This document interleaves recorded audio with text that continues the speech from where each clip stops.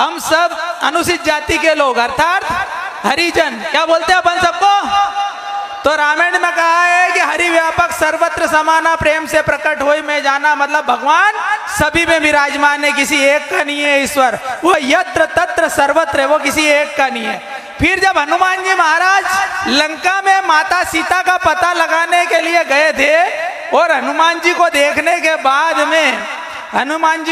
के बाद में सीता माता जब उनको देख के भावुक हो गई, आंखों से आंसू बहने लगे, तो कहने लगे कि हरिजन जानी प्रीति अति गाड़ी सजल नयन पुलकावली बाड़ी। मतलब हरि का जन, हनुमान जी को हरि का जन कहा। हरि का दूत मतलब रामदूत है ना। हनुमान चालीसा में ये दुआ कि रामदूत में मातु जान की सत्य शपथ करुणा निधान की। राम का दूत मतलब हरिजन।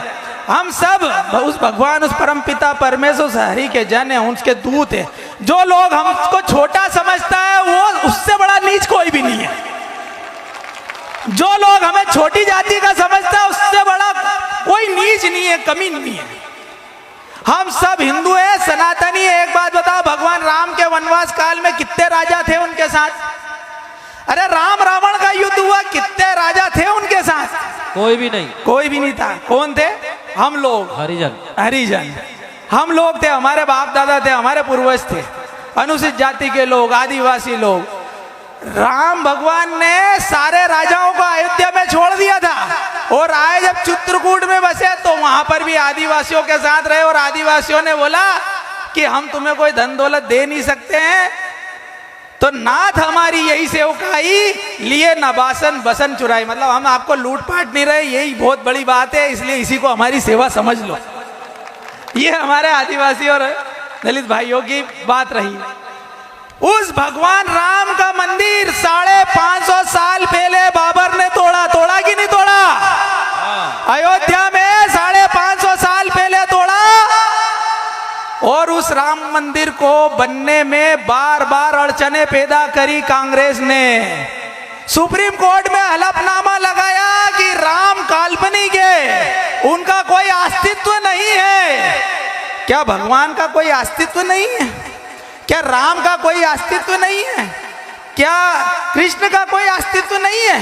क्या बुद्ध और महावीर का कोई अस्तित्व नहीं है? अगर उनका अस्तित्व नहीं है तो आपका और हमारा भी कोई अस्तित्व नहीं है। 70 साल से रोड़े अटका रहे थे। 70 साल से भगवान राम एक तंबू में थे। काय में थे? तंबू में थे।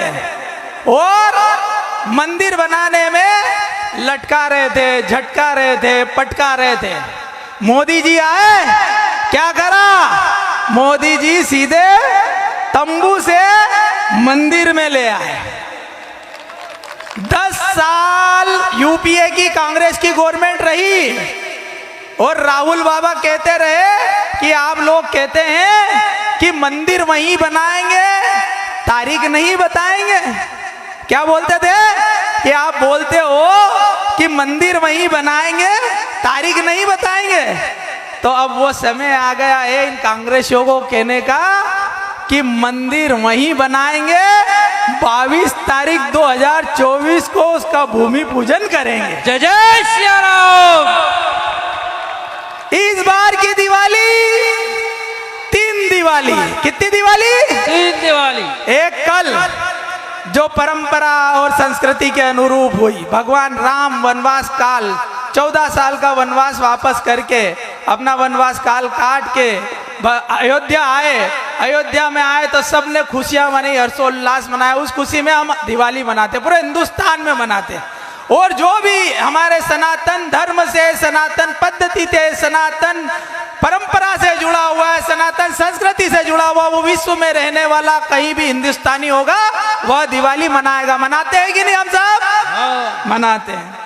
ये भगवान राम के घर वापस आने पे दिवाली मनाई जाती है, जो कल मनाई गई।